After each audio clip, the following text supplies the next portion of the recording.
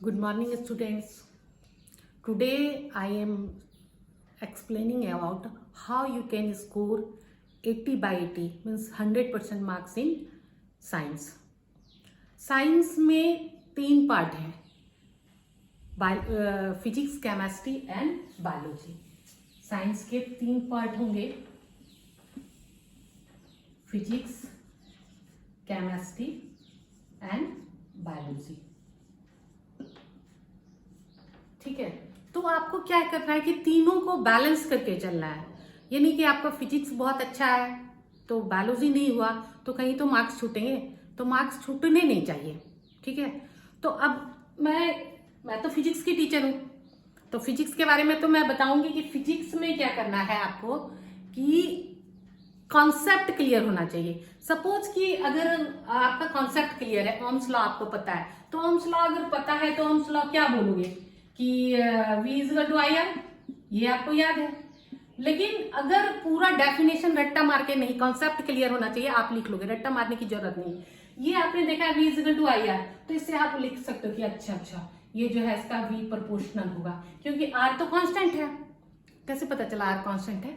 Practical कर रहे हो जब ओम्स लॉ का, तो उसमें आपके टीचर ने सजेस्ट किया होगा कि एक रीडिंग लो फिर वेट करो हीटिंग इफेक्ट को रिड्यूस करने के लिए.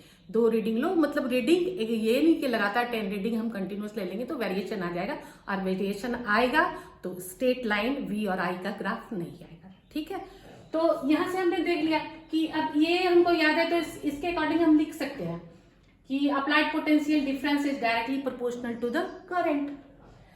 जो बच्चा न्यूमेरिकल बना सकता है वो बच्चा फिजिक्स का डेफिनेशन लिख सकता है. He is able to write the definition. Okay, numerical जो है कॉन्सेप्ट को क्लियर कर देता है. बहुत सारे टीचर बोलते हैं नहीं न्यूमेरिकल छोड़ो, थ्योरी पढ़ो. थ्योरी से आपका 100% क्लियर नहीं होगा. न्यूमेरिकल कहते ही है कि physics is the language of mathematics. तो फिजिक्स में ये करना है कि आपको जो भी है मैथमेटिकली पढ़ना है. किसी का भी, जैसे हीटिंग इफेक्ट है तो I स्क्वायर RT है ना, तो I स्क्वायर RT में हम देखेंगे क्या हीटिंग इफेक्ट इसके प्रोपोर्शनल, फिर R के प्रोपोर्शनल, T के प्रोपोर्शनल है. तो इस तरह से हम देख सकते हैं कि ये जो है कैसे हम लिख सकते हैं. 1 ओम को डिफाइन करने आया या कुछ भी आया, तो फिजिक्स में ऑलवेज मैथमेटिकल फॉर्म. समझ में आ रही है बात? फिजिक्स में मैथमेटिकल फॉर्म. केमिस्ट्री हमेशा इक्वेशन, जो भी रिएक्शन है, अगर सपोज कि आपको रिजल्टेंट और कुछ रीजनिंग क्वेश्चन पूछा नहीं आ रहा है, रिएक्शन याद है, रिएक्शन जरूर लिखो. रिएक्शन नहीं भी पूछा है तब भी लिखो.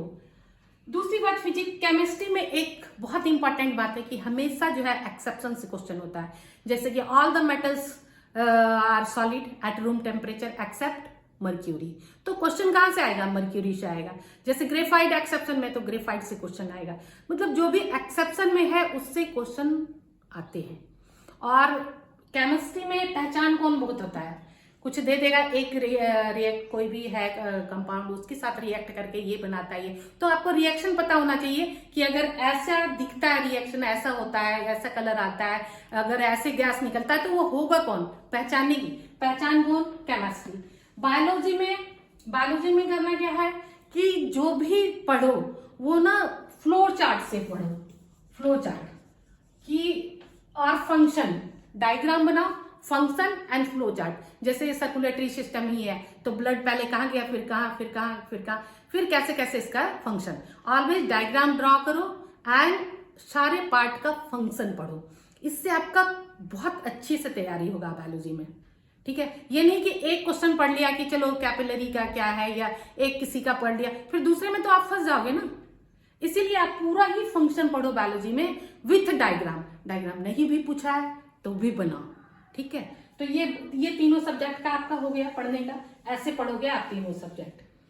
एनसीईआरटी आप दिसंबर तक क्लियर कर लेना, खत्म कर लेना, रिविजन कर लेना, क्लियरली पढ़ लेना. एनसीईआरटी पढ़ के उसके बाद एक काम करना कि हाइलाइटर लेके मेन इंपॉर्टेंट पॉइंट आप मार्क कर दोगे, क्योंकि दोबारा जब आप एग्जाम के टाइम में पढ़ोगे तो पूरा एनसीईआरटी तो नहीं पढ़ सकते हो ना. तो हाइलाइटर को जहां मार्क किए रहे हुए या किसी कलर से मार्क कर दो, तो फिर आप उसी पॉइंट को दोबारा जब पढ़ना है तो सिर्फ इंपॉर्टेंट पॉइंट को पढ़ना है. ठीक है, टाइम बचाने के लिए. उसके बाद रेगुलर आफ्टर दिसंबर, अभी जैसे जहां भी पढ़ रहे हो, जिधर भी पढ़ रहे हो, अगर रेगुलर टेस्ट हो रहा है तो बहुत बढ़िया बात है। और रेगुलर टेस्ट अगर नहीं हो रहा है तो आप खुद से भी रेगुलर टेस्ट, खुद से सेल्फ इवेल्युएशन करो। और जो टीचर रेगुलर टेस्ट लेते हैं वो अच्छा करते हैं। टीचर रेगुलर टेस्ट बहुत जरूरी है, उसी से इवेल्युएशन आप कहाँ पर थे, कितना पढ़े, कितना बढ़े, कितना बढ़े, तो वो पता चलता है कि हम कहाँ पर थे और अब कहाँ है। ठीक है, measurement. Test is the thermometer of the study. Practice, practice हमेशा करते रहो। जितना प्रैक्टिस पेपर पढ़ो करोगे, जितना करोगे, 1 किया, 2 किया, 3 किया, करते रहो। Practice, practice and practice and practice, more practice, more more, तो करते रहो। तो आपका ये फाइनल जब तक एग्जाम क्या आ रही है, सेकेंड वीक ऑफ फरवरी ऐसे कुछ है, तो तब तक आप मतलब फरवरी तक आप बिल्कुल रेडी रहना है आपको।